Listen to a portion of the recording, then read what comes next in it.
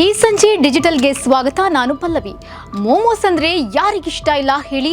ಚಿಕ್ಕ ಮಕ್ಕಳಿಂದ ಹಿಡಿದು ದೊಡ್ಡವರವರೆಗೂ ಬಾಯಿ ಚಪ್ಪರಿಸ್ಕೊಂಡು ತಿಂತಾರೆ ನಮ್ಮ ಜನ. ಅದು ಚಿಕನ್ ಮೋಮೋಸ್ ಅಂದ್ರೆ ಕೆಲವರ ಫೇವರಿಟ್. ಅಂತವರು ಈ ಸ್ಟೋರಿಯನ್ನ ನೋಡಲೇಬೇಕು.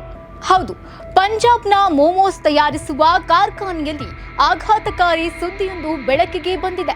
ಕಾರ್ಖಾನೆಯಲ್ಲಿ ನಾಯಿಯ ತಲೆ ಕೊಳೆತ ಕೋಳಿ ಪತ್ತೆಯಾಗಿದ್ದು, ಅಧಿಕಾರಿಗಳೇ ಈ ದೃಶ್ಯವನ್ನ ನೋಡಿ ಬೆಚ್ಚಿ ಬಿದ್ದಿದ್ದಾರೆ.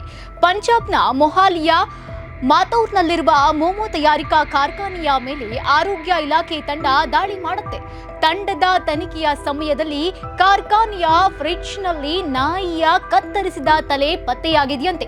ಇದಲ್ಲದೆ ಸ್ಥಳದಲ್ಲಿ ತಂಡ ಕೊಳೆತ ಕೋಳಿಯನ್ನು ಸಹ ವಶಕ್ಕೆ ಪಡೆದಿದೆ. ಇವುಗಳನ್ನ ಮೋಮೋಸ್ ತಯಾರಿಸಲು ಬಳಸಲಾಗ್ತಾ ಇದೆ ಎಂದು ಹೇಳಲಾಗ್ತಾ ಇದೆ.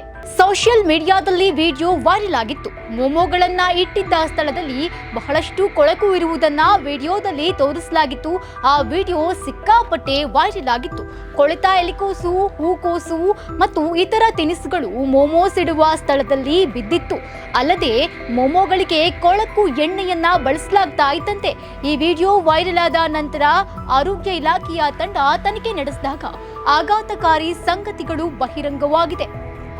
ಈ ವಿಡಿಯೋ ವೈರಲ್ ಆದ ನಂತರ ಆರೋಗ್ಯ ಇಲಾಖೆ ಮತ್ತು ಮಹಾನಗರ ಪಾಲಿಕೆಯ ತಂಡ ಕಾರ್ಖಾನೆಯನ್ನ ಪರಿಶೀಲನೆ ಮಾಡಿದಾಗ ಪ್ರಾಣಿಯ ಕತ್ತರಿಸಿದ ತಲೆ ಪತ್ತೆಯಾಗಿದೆ ಎಂದು ತಿಳಿದು ಬಂದಿದೆ. ಕಾರ್ಖಾನೆ ನಡೆಸುತ್ತಿರುವವರ ವಿರುದ್ಧ ಕ್ರಮ ಕೈಗೊಳ್ಳಲು ಪೊಲೀಸರಿಗೆ ತಿಳಿಸಲಾಗಿದೆಯಂತೆ. ಅಲ್ಲದೆ ಕಾರ್ಖಾನೆಯಿಂದ ಸರಬರಾಜು ಮಾಡಲಾದ ಸ್ಪ್ರಿಂಗ್ ರೋಲ್ಗಳು ಮತ್ತು ಮೋಮೋಗಳಲ್ಲಿ ಪ್ರಾಣಿಗಳ ಮಾಂಸವನ್ನ ಬಳಸಲಾಗಿದೆಯಾ ಅಥವಾ ಇಲ್ಲವೇ ಎಂಬುದನ್ನ ಕೂಡ ಕಂಡುಹಿಡಿಯಲಾಗ್ತಾ ಇದೆ.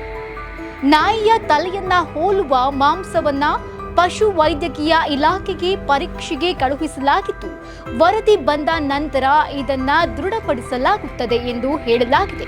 ಬಾಯಿಗೆ ರುಚಿಯಂತ ಚಪ್ಪರಿಸೋ ಮೋಮೋಸ್ ತಿಂತಿದ್ರೆ ಈಗಲೇ ಒಂದು ಸರಿ ಪರೀಕ್ಷೆ ಮಾಡಿಸಿ.